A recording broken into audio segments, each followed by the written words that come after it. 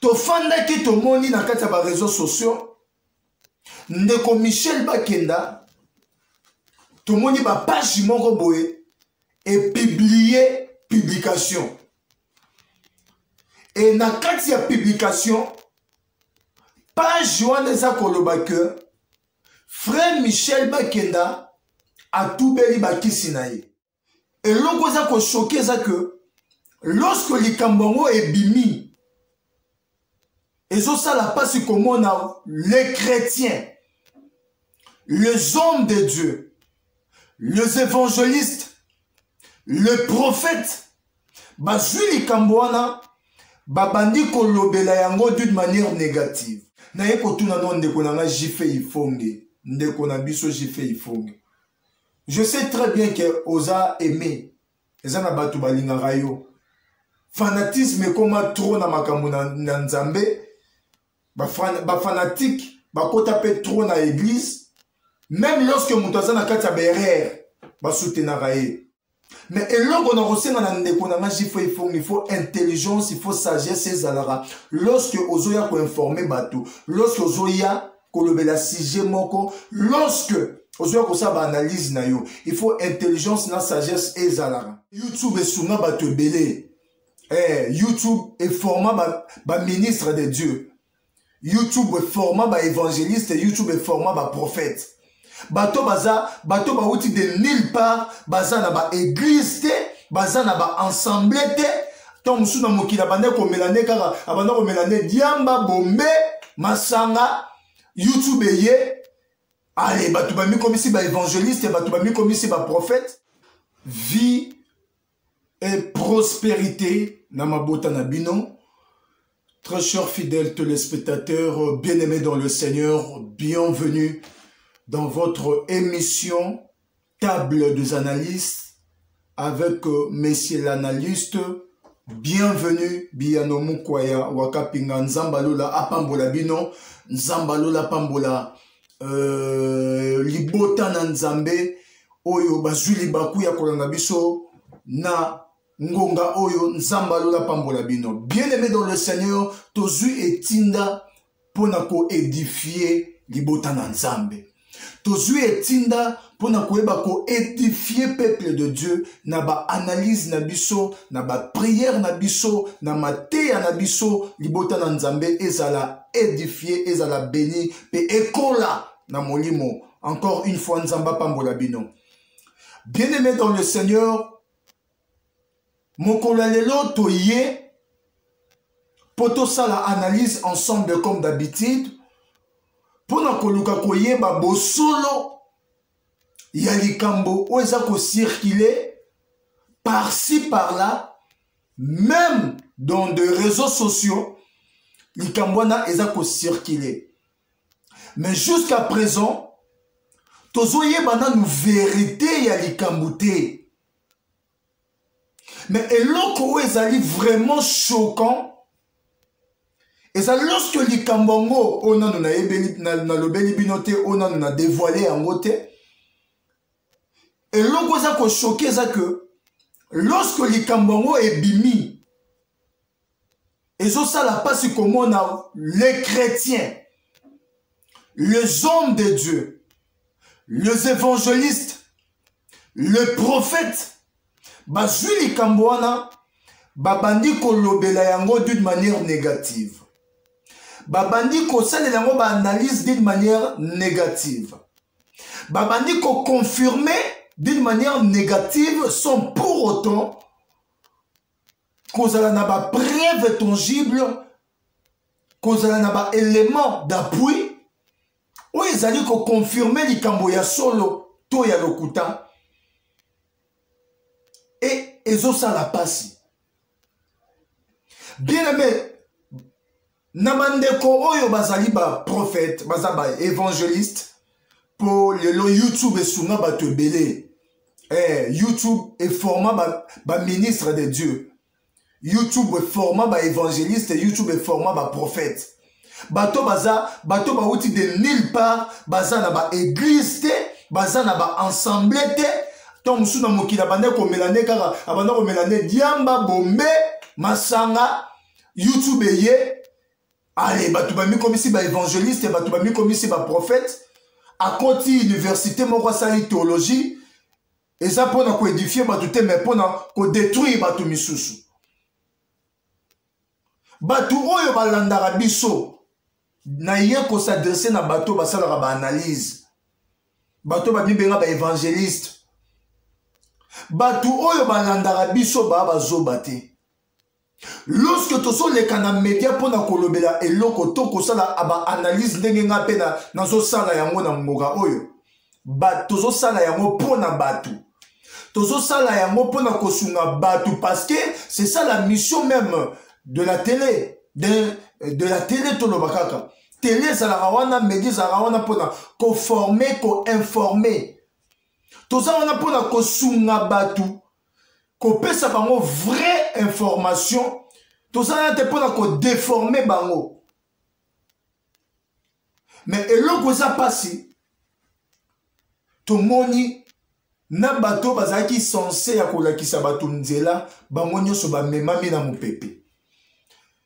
Na bandi ko ba déjà 4 minutes non na PCC. J'étais mokola lelo bo excusez nga. Mokola lelo to koyeba kolobela sujet yande kona biso frère Michel Bakenda. To fanda ki to moni na kati ba réseaux sociaux. Ndeko Michel Bakenda. To moni ba page moko boye et publier publication. Et na kati ya publication page wana za koloba que frère Michel Bakenda a tout beli bakisi na ye. Alors bien, il y a une publication de 2012 à 2018 à Bandaki Conseil d'Anzambe à Soloté. Nyonso e Bandaki kon, Nyonso e Bandaki ton, Bandaki ko envier Bozui. Il y a pasteur Moïse Mbir. Et lorsqu'il a s'approché pour à tout na pasteur Moïse Mbir, et l'eau qu'on y a koki ko sala. Pour accompagner à niveau local, pasteur Moïse Mbi a répondu que il faut aux la initier dans loge, il faut au coucher dans 19 folles. Dans quand sa publication sont continué pour le banabiso que à côté qui dans loge, tant qu'on commis dans loge, va recommander va passer conditions pour accompagner à niveau il faut à sacrifier papa naye. Et na kati ya publication ça ko confirmer que a sacrifié qui papa naye. Pe abimaki na 19 folle. Et depuis abimaki na bango a comment impuissant sexuellement. Et na souka zo souki ça je vous demande pardon. Na batu oyo bozotanga publication to ba fani naye a sengi bino pardon. Wana na uti ko résumé publication oyo ezotambola na ba réseaux sociaux tozomona na ba page ya batu eza ko circuler. Soit disant frère Michel Bakenda yende mutasali repentance ya masumu naye. Voilà si je to kolobela mokolo ya lelo. To kolobela ngo ndenge nini to kolobela ngo d'une manière il y a analyse.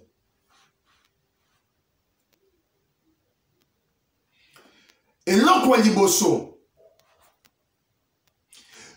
lorsque Likambu est salemi, lorsque Likambu est exposé dans les réseaux sociaux, parce que publication oyo, et ça justement quand il s'habille sur une vie qui était privée. C'est-à-dire, c'est un problème interne, un problème personnel. Lorsque un problème interne, un problème personnel, et ça comme bimalikolo ya toi, et ça ça l'a exposé. Question à liboso. Pour la koluka koyeba vrai to faux ya likambu, il faut se poser la question que est-ce que likambu oyo est lobami? Est-ce que likambu oyo est bimi? Eza ya solo to eza ya lokuta? question wana nde ekopermettre biso ya kobanda sikoyo kosala ba investigation pour permettre analyse na biso ezala bien pour na suka tozwa confirmation ya likambo motuna liboso publication oyo ebimi na kati ya ba réseaux sociaux que frère Michel Bakenda a confessé bakisi na ye, a confessé masumu na ye, a confessé que azaki initié par pasteur Moïse Mbiena Eric Mandala pour le succès, pour l'élévation. Est-ce que Esaïa solo tozonga place publication oyo ezalaki publié? Parce que combo eza ko circuler eza combo ya frère Michel Bakenda. Makambu oyo eza publié eza makambu oyo eza ko lié via frère Michel Bakenda. OK? Siko lokola eza makambu ya frère Michel Bakenda. Lokola combo ezotambola ya frère Michel Bakenda. Il faut tenir tout na ba question. Ba information oyo tozui yango wapi tozongi ba information ebimi na réseaux sociaux. Et lorsque tozo koma na kati ya réseaux sociaux bien aimé tozala na mayele, est-ce que biloko nyonso oyo ebimaka na réseaux sociaux ezalaka ya solo? Est-ce que biloko nyonso oyo ezalaka publié na réseaux sociaux ezalaka ya lokuta? Il y a certaines choses où ils ont publié dans les réseaux sociaux, ils ont mensonge. Et tant que vous avez information dans les réseaux sociaux, il faut que vous soyez vraiment prudent parce que les réseaux sociaux, ils ont place sur le kuta et sur kulaka, ils ont place sur le kuta et dominaka. Mais malgré la vérité, le kuta de dominaka. Tokoyeba le côté ya réseaux sociaux comment? C'est par des faux comptes. Cette publication, Oyo Tozolo Belake, frère Michel Bakenazaki initié par le pasteur Moïse Mbiena Eric Mandala, ils ont publié dans le compte ya nani. Parce que makambu Oyo ezolo bamasio Michel Bakena. OK? Michel Bakena nde azalaki initié. Michel Bakenda nde yemoko, Michel Bakenda yemoko, mutu a publié makambu oyo. C'est-à-dire, non, tout ça commenté. Michel Bakenda yemoko, mutu a confessé, a sali repentance, a tout beli makambu na ye. Donc, le qu'on a yemutu a tout beli, c'est que repentance oyo, publication oyo, tout n'a qui n'est trouvé en na page ya Michel Bakenda. Si réellement, et ça, Michel Bakenda m'a sali repentance, parce que moi, je ne suis pas contre la repentance. Je suis chrétien. Je soutiens la repentance. Repentance, parmi Babylone, où il peut s'arranger gloire. Repentance, c'est le roi Liboso. Ce n'est pas nos offrandes. Et ça, ma action de grâce n'a bisoté. Et ça, ma dîme n'a bisoté. Et ça, ma prière, tout ça, la raté, ma gêne, ma ngomba, rien. Ce n'est pas le fait de partir, d'aller à l'église, non. Mais la première chose où il peut s'arranger gloire, c'est la repentance. Et la repentance est sincère. Mais, Nadikambo, ceux qui n'ont pas tout ça, l'analyse ensemble. Pour tout yeba, et ça, il y a solo, tout ça, il y a le kuta. Parce que le kuta peut commenter dans les réseaux sociaux. Ceux qui le con la makambo oyo ezota la Michel Bakenda c'est que publication oyo ceux qui zala qui ya solo to na to retrouver on na page ya Michel Bakenda yemoko to na to retrouver on na compte Facebook ya Michel Bakenda yemoko et tant que kozala kune pa na ye nde ba page mususu ezui et bandi ko sa ba diffusion et bandi ko publier mais ndenge nini les concernés Yali Kambu Mouto sali repentance yango a publié yango te.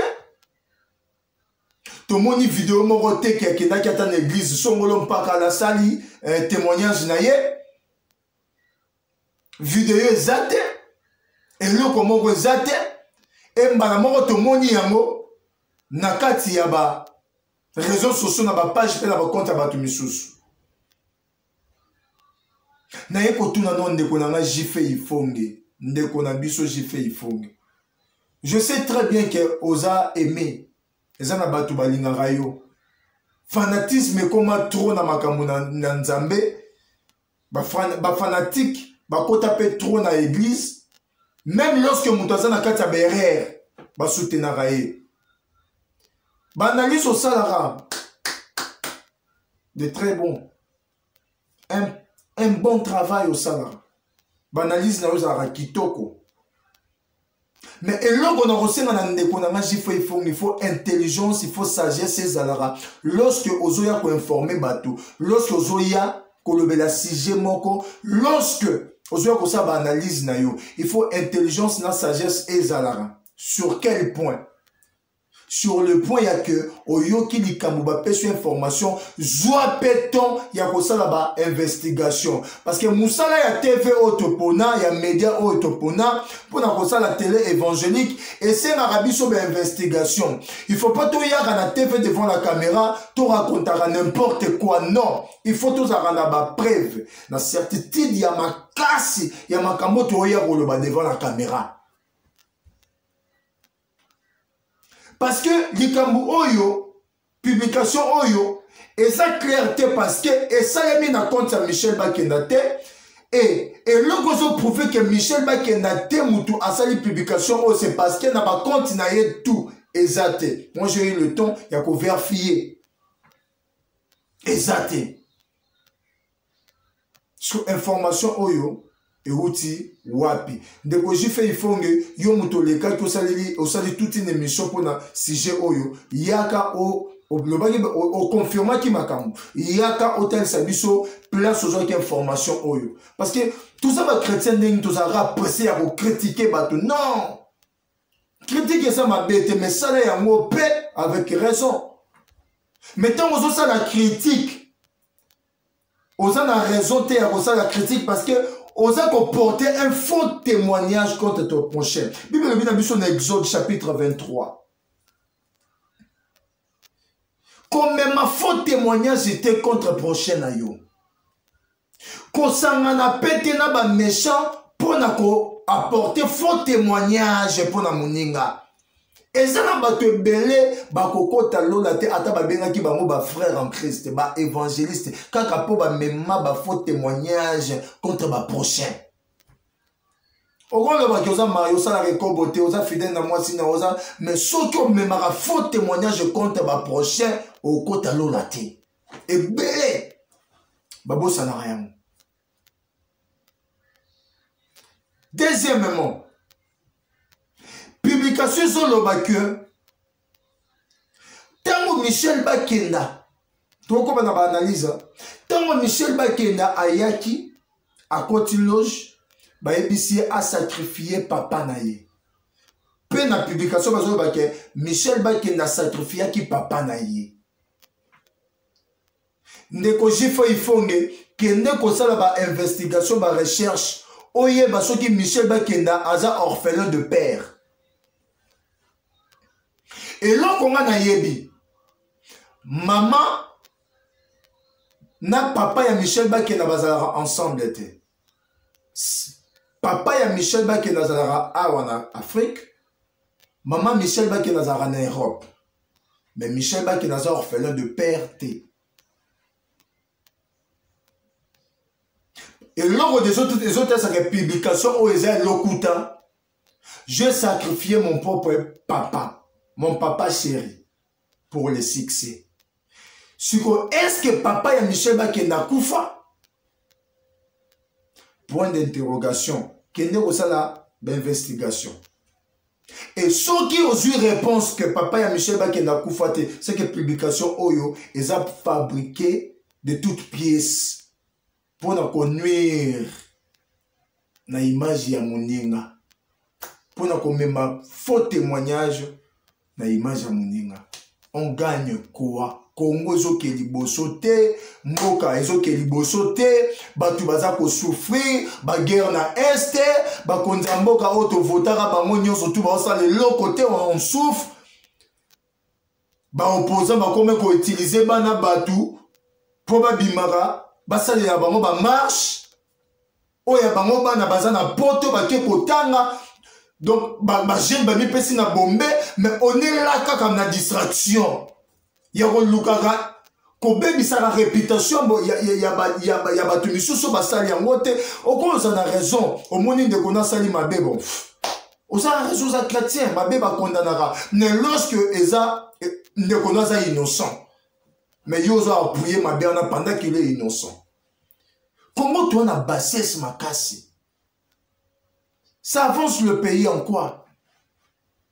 Eza ko avancer vie chrétienne na yo en quoi? Na molimo na kondima pe molema okola na nini.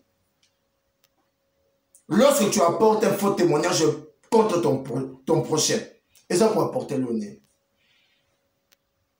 Déjà, ce que c'est l'investigation que papa Michel Bakenda Koufate, c'est que la publication elle est fausse. L'information est à l'okuta. De 2018, de 2012 à 2018, je ne servais pas le véritable Dieu. Ok? 2018, il est à combien des années? Combien des années passées? Et pourquoi Ekobimaka année Oyo?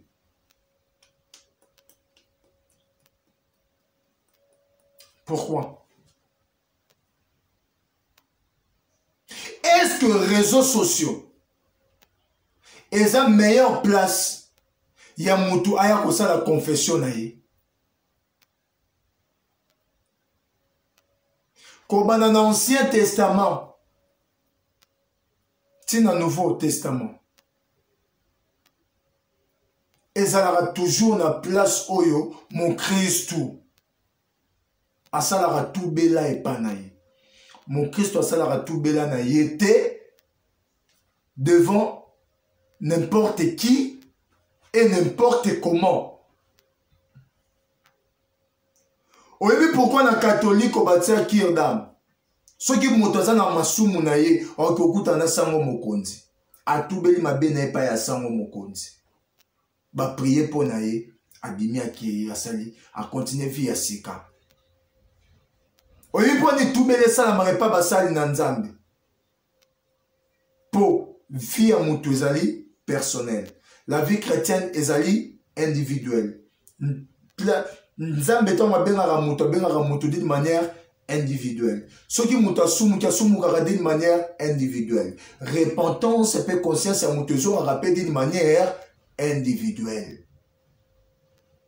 Et ça batu misusu soki obeta ma solo ya masumu na yo et pas na bango le bébé spirituel. Au cause de l'occasion de chute, scandale pour mon tout mususu.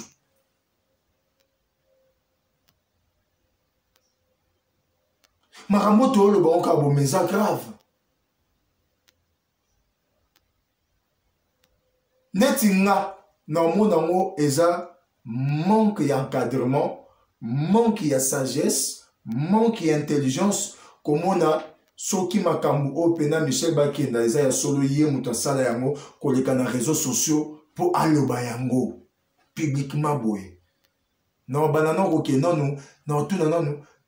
Est-ce que frère Michel Bakenda a vraiment un pasteur, a vraiment un encadré? Tamo sumukaki, on salaki yango, on n'était pas là. Yona nzambe na yo, donc c'est et ça dans Zambé de singeli au réparé. Et dans souka publication bazo le banabiso que frères des souka je vous demande pardon. Non. Lorsque mukara contre Nzambe, asumukara contre Batuti. Pour Nzambe na benga ye Nzambe Yesu nda kufela ye ne kulusu ya mututa.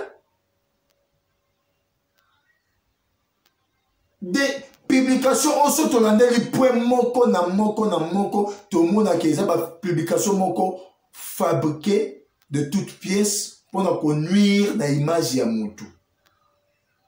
et monana. Ils ont publié dans le compte à frère Michel T. Ils ont publié dans la page Naïte. Ils ont publié dans la page Yabato. Nani a moi sali yango. Nani a moi publié yango. Qu'est-ce qui prouve que Michel Bakena muta komi makamboyo? Boyebe écriture naye, tout est comme naye. Et Babylone comme soulever na kata repentance soit disons que Michel Bakena muta sali yango. Il y a papa naye sacrifiant. Est-ce que papa n'a pas peur Koufa toi en envie?